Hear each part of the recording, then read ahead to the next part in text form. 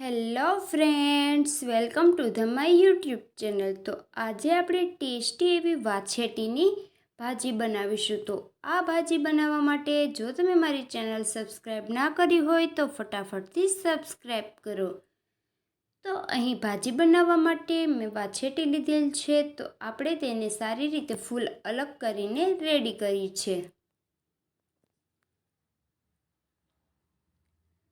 તો હવે આપણી વાછેટીની ભાજી બિલકુલ રેડી છે। તો હવે એક બાઉલ લઈશું, તેમાં આપણે જે વાછેટીની ભાજી વીણીને તૈયાર કરી છે તે ઉમેરીશું।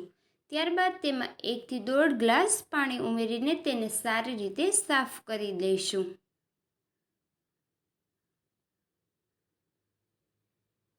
તો આ રીતે થોડીવાર માટે પાણીમાં રહેવા દઈશું।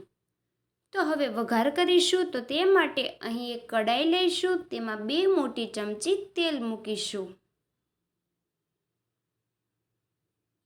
તો અહીં આપણે વાછેટીની ભાજી રેડી કરી છે, સૂકું લસણ તૈયાર કર્યું છે, ઝીણી સેવ રેડી કરી છે અને ઝીણા સમારેલા ટામેટાં રેડી કર્યા છે। તો હવે આપણું તેલ સારી રીતે ગરમ થયું છે, તો તેમાં 1 ચમચી રાઈ ઉમેરીશું અને અડધી ચમચી જીરું ઉમેરીશું। રાઈ જીરું સારી રીતે ઉમેર્યા બાદ હવે આપણે જે લસણની કળીઓ કાપીને રાખી છે તે ઉમેરીશું। તો લસણને તેલમાં થોડીવાર માટે ફ્રાય થવા દઈશું।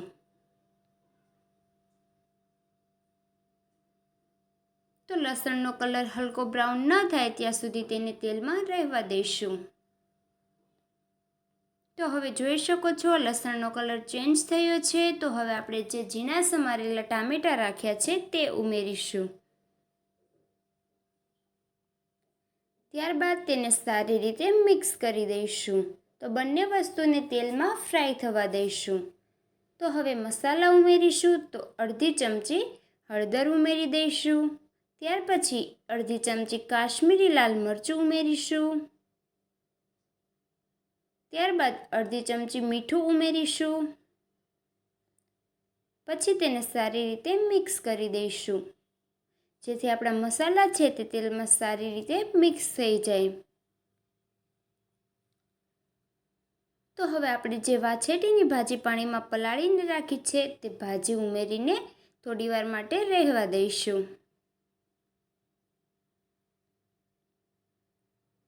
ત્યાર પછી તેને સારી રીતે મિક્સ કરી દઈશું। તો આ ભાજી એટલી હેલ્ધી અને ટેસ્ટી બને છે કે ખાવાની મજા જ પડી જાય।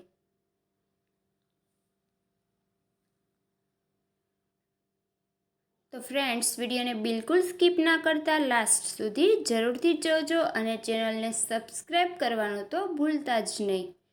તો હવે થોડું પાણી ઉમેરીશું, અડધો ગ્લાસ જેટલું પાણી ઉમેરી થોડીવાર માટે તેને રહેવા દઈશું।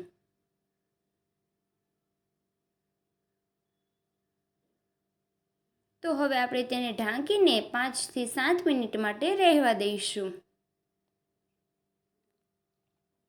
તો 5 મિનિટ પછી તમે જોઈ શકો છો પાણીનો ભાગ છે તે બળી ગયો છે અને આપણી ભાજી છે તે પણ સારી રીતે ચડી ગઈ છે।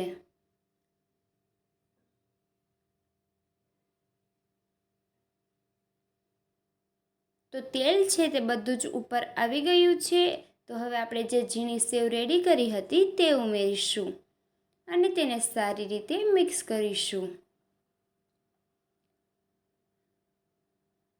તો ફ્રેન્ડ્સ, આ ટેસ્ટી અને હેલ્ધી એવી વાછેટીની ભાજી બનીને બિલકુલથી રેડી છે।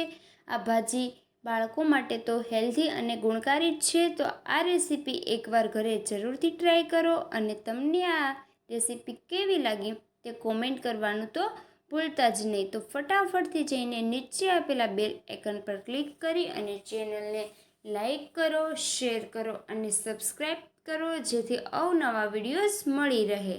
Thank you for watching my video.